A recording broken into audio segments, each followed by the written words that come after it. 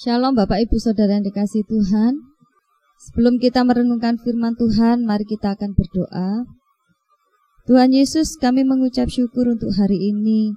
Sebentar lagi bersama-sama kami akan membaca dan merenungkan firman-Mu. Mari Tuhan, taruh hikmat-Mu atas kami, pengertian-pengertian baru yang datangnya dari-Mu Tuhan. Engkau juga taruh atas kami. Biarlah Tuhan firman-Mu hari ini boleh menjadi kekuatan bagi kami. Terima kasih Bapa, kami siap untuk bersama-sama merenungkan firman-Mu. Di dalam nama-Mu Tuhan kami Yesus Kristus, kami sudah berdoa dan mengucap syukur. Haleluya, amin. Baik, mari bersama-sama kita akan buka di dalam Matius pasal yang ke-26 ayat yang ke-57 sampai dengan ayat yang ke-68. Yesus di hadapan mahkamah agama. Sesudah mereka menangkap Yesus, mereka membawanya menghadap Kayafas, imam besar. Di situ telah berkumpul ahli-ahli Taurat dan tua-tua. Dan Petrus mengikuti dia dari jauh sampai ke halaman imam besar. Dan setelah masuk ke dalam, ia duduk di antara pengawal-pengawal untuk melihat kesudahan perkara itu. Imam-imam kepala, malah seluruh mahkamah agama mencari kesaksian palsu terhadap Yesus, supaya ia dapat dihukum mati. Tetapi mereka tidak memperolehnya. Walaupun tampil banyak saksi dusta, tetapi akhirnya tampillah 2 orang yang mengatakan, orang ini berkata, aku dapat merubuhkan bait Allah dan membangunnya kembali dalam 3 hari. Lalu imam besar itu berdiri dan berkata kepadanya, tidakkah engkau memberi jawab atas tuduhan-tuduhan saksi-saksi ini terhadap engkau? Tetapi Yesus tetap diam. Lalu kata imam besar itu kepadanya, demi Allah yang hidup, katakanlah kepada kami, apakah engkau Mesias, anak Allah atau tidak? Jawab Yesus, engkau telah mengatakannya, akan tetapi aku berkata kepadamu, mulai sekarang kamu akan melihat anak manusia duduk di sebelah kanan yang maha kuasa dan datang di atas awan-awan di langit. Maka imam besar itu mengoyakkan pakaiannya dan berkata, ia menghujat Allah. Untuk apa kita perlu saksi lagi? Sekarang telah kamu dengar hujatnya. Bagaimana pendapat kamu? Mereka menjawab dan berkata, ia harus dihukum mati. Lalu mereka meludahi mukanya dan meninjunya. Orang-orang lain memukul dia dan berkata, cobalah katakan kepada kami, hai Mesias, siapakah yang memukul engkau? Demikian Alkitab hari ini yang kita baca. Dan saya akan memberikan tema renungan hari ini, kenapa hidupmu selalu bermasalah. Sebelum kita membahas lebih dalam tema ini, saya ingin mengajak kita semua untuk merenungkan apa yang terjadi pada Tuhan Yesus di dalam nats yang kita baca hari ini. Di ayat yang ke-57, di situ kita melihat bahwa keadaan saat itu sangat menegangkan. Karena pada saat itu juga Tuhan Yesus ditangkap. Dan di ayat yang ke-58, karena suasana saat itu sangat menegangkan, untuk mencari aman seorang muridnya yang bernama Petrus, dia hanya melihat Tuhan Yesus dari kejauhan sambil menanti akhir dari cerita ini bagaimana. Jadi Petrus mengamat-ngamati dari jauh. Saya membayangkan kalau saat itu posisi kita sama seperti Petrus, mungkin kita akan melakukan hal yang sama. Atau mungkin kalau kita mengalami hal yang sama seperti Tuhan Yesus dan ada teman kita yang melakukan hal seperti Petrus, bagaimana perasaan kita? Apalagi Petrus ini termasuk partner dalam pelayanan dari Tuhan Yesus. Mungkin ketika kita mengalami itu secara manusia, kita merasa ditinggalkan sendiri. Itu masalah yang besar untuk kita. Mungkin kita merasa dikhianati. Mungkin kita merasa ditusuk dari belakang. Nah, perasaan itu bisa muncul kepada siapapun. Dan kalau kita lihat juga ayat yang ke-59 dan 61, Tuhan Yesus berusaha dijatuhkan oleh imam kepala dan mahkamah agama, sekalipun tidak terbukti kesalahan Tuhan Yesus. Dan ayat yang ke-62 sampai 63, Tuhan Yesus ini benar-benar dipojokkan dengan suatu pertanyaan-pertanyaan yang menjebak. Sampai akhirnya kalau kita baca di ayat yang ke-69, imam besar menyimpulkan bahwa Tuhan Yesus menghujat Allah. Dan di ayat yang ke-66 sampai 63, di situ Tuhan Yesus mulai dihakimi oleh massa. Dia mulai diolok-olok, dia mulai diludahi, dia mulai dihina, dicaci maki. Seluruh kota saat itu dihebohkan oleh peristiwa ini. Bapak, Ibu, Saudara yang dikasihi Tuhan, apa yang Tuhan alami saat itu adalah masalah yang terjadi sebelum peristiwa penyaliban dari Tuhan Yesus. Saya percaya seharusnya sebagai Tuhan Yesus bisa saja menghindari dan membela dirinya, tapi semua itu tidak pernah dilakukan oleh Tuhan Yesus. Nah, ini bedanya dengan manusia. Sekalipun kita sebagai orang percaya, mungkin hanya ditegur sedikit saja, marahnya sudah tidak karuan. Kita mulai tidak terkendali, atau mungkin kita diingatkan akan kesalahan kita, sudah mulai protes, mulai berontak, mulai dibalas dengan cacian, dibalas dengan perkataan-perkataan yang pedas. Apalagi Tuhan Yesus, dia waktu itu sampai dihina, dibuli, tetapi Tuhan tidak pernah menjawab sedikit pun. Beda dengan kita. Kalau kita dihina, apalagi sampai dibuli, pasti ini sudah menjadi masalah yang besar untuk kita. Dan kalaupun itu tidak diselesaikan, itu akan menjadi duri di dalam daging kita. Kita akan menjadi orang yang sangat pembenci terhadap orang yang menyakiti kita. Kalau kita lihat dari peristiwa Tuhan Yesus sebelum disalibkan ini, sekalipun saat itu Tuhan menghadapi masalah yang sangat rumit, tetapi Tuhan tidak memberikan respon yang agresif dengan melawan mereka. Tuhan tetap tenang. Sedangkan kita sebagai manusia, kenapa hidup kita itu selalu saja bermasalah, entah itu dengan diri sendiri atau dengan orang lain. Yang pertama, kita itu terlalu membela diri. Kita terus berpikir tentang hak kita, tapi lupa tanggung jawab kita. Kita memperjuangkan hak kita. Kita punya hak untuk dihormati, kita punya hak untuk diakui. Tapi kalau hak itu sudah diinjak-injak, mulai kita marah. Kita merasa itu penghinaan yang luar biasa atas harga diri kita. Tetapi kita lupa ada tanggung jawab besar di dalam diri kita sebagai orang percaya. Kita tidak punya hak sedikit pun untuk membalas apa yang mereka lakukan. Sama seperti Tuhan Yesus, ketika dia dihakimi, ketika dia diadili, sedikit pun Tuhan tidak pernah membela dirinya.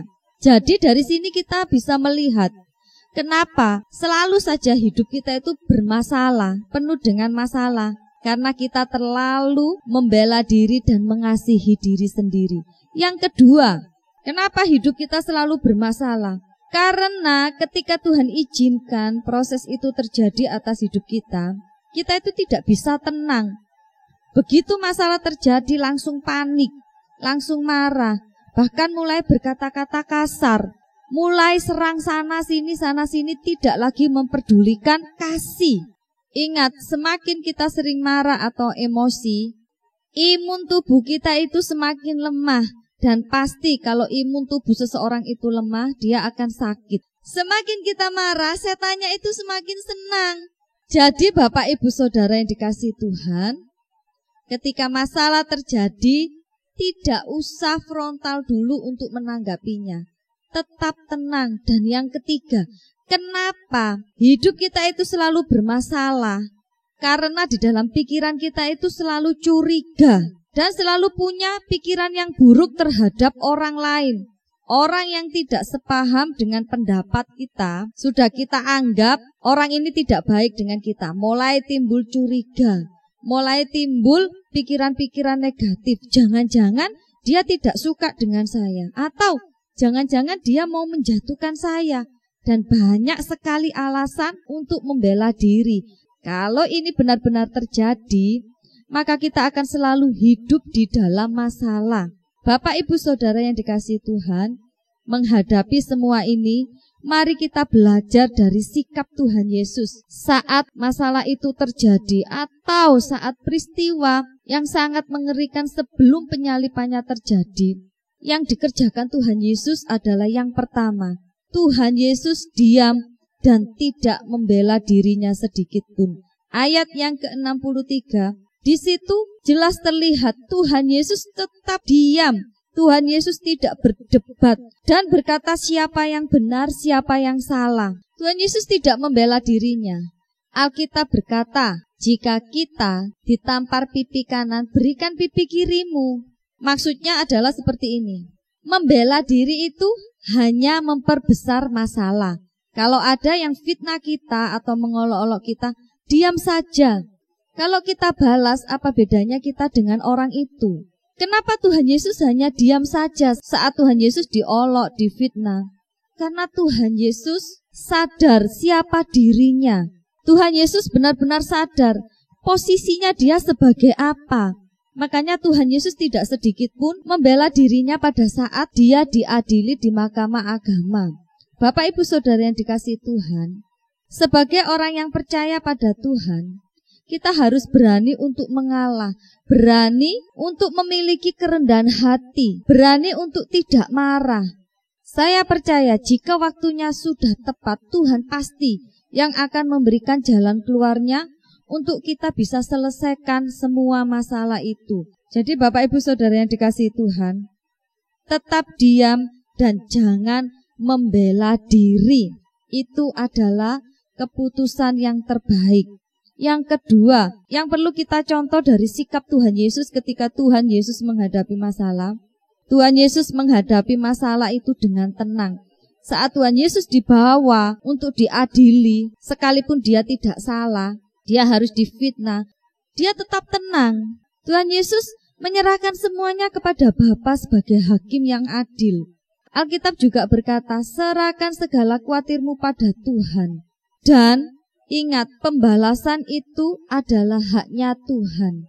Jadi apapun yang kita alami, mungkin kita disakiti orang lain, tetap tenang.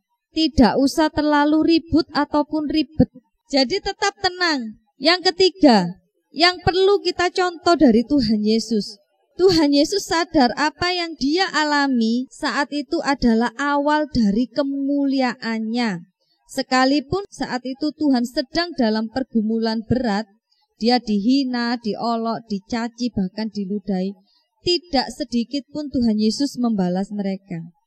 Kenapa Tuhan Yesus bisa sesabar itu? Tuhan Yesus sadar diri siapa dia sebenarnya. Apa yang kita alami saat ini sama seperti yang Tuhan Yesus sudah kerjakan. Awalnya mungkin pahit, sangat menakutkan, awalnya mungkin sangat menyakitkan, tapi semuanya itu Tuhan terima dengan lapang dada. Dan kita bisa belajar seperti itu. Semua yang kita alami, masa-masa yang sulit itu kita alami, percayai, ada pelangi sehabis hujan. Jika saat ini kita sedang dalam masalah atau dalam pergumulan atau dalam kesulitan-kesulitan hidup, tetap tenang. Sebagai orang percaya kita harus sadar bahwa ketika Tuhan izinkan kita melewati kerikil-kerikil tajam dalam hidup ini, jika kita benar-benar menyerahkan semuanya pada Tuhan, jika kita benar-benar percaya pada Tuhan, pada kesanggupannya untuk menolong kita, saya percaya Tuhan yang akan membuka jalan dan memberikan pertolongannya tepat pada waktunya untuk hidup kita.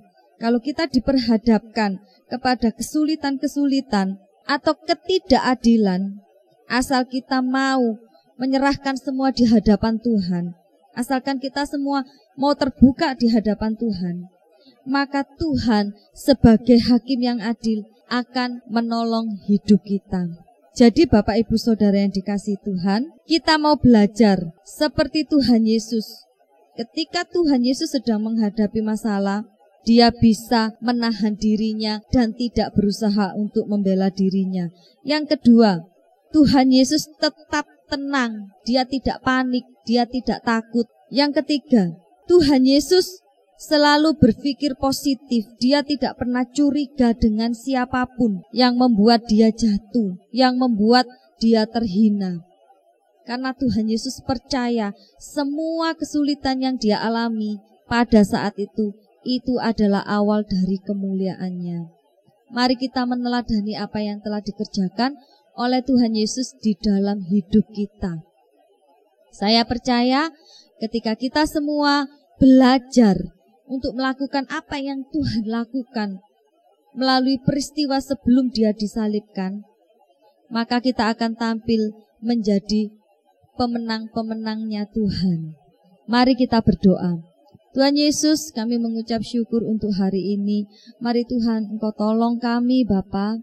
Ketika Tuhan izinkan kami untuk menghadapi kesulitan, ketika Tuhan izinkan kami untuk mengalami ketidakadilan, ketika Tuhan izinkan kami untuk mengalami penindasan, kami mau serahkan semuanya di tangan-Mu Tuhan. Kami tidak punya hak apapun untuk membalas atau membalas menyakiti orang yang menyakiti kami. Tuhan, kami tidak punya hak apapun Tuhan, tetapi kami percaya ketika Engkau menjadi pembela kami, Engkau akan membuat kami menjadi orang-orang yang menang Tuhan. Tuhan, ketika Engkau juga izinkan kami menghadapi kesulitan, menghadapi pergumulan, ajarkan kami untuk tenang, karena kami tahu Tuhan, Engkau ada bersama dengan kami Tuhan. Ketika kami saat ini sedang menanti janji-janji-Mu Tuhan, ajarkan kami untuk kami tetap setia Tuhan, terus menjalin hubungan dengan Engkau Tuhan. Dan kami tidak undur dari Engkau Tuhan, sekalipun mungkin saat ini kami merasa doa-doa kami belum terjawab, tapi kami percaya waktu-Mu adalah waktu yang tepat, waktu-Mu adalah waktu yang paling terbaik untuk mengerti kondisi dan kesiapan kami menerima jawaban doa-Mu. Terima kasih Tuhan, terima kasih. Di dalam nama-Mu kami sudah berdoa dan mengucap syukur. Haleluya, amin. Tuhan Yesus memberkati kita semua.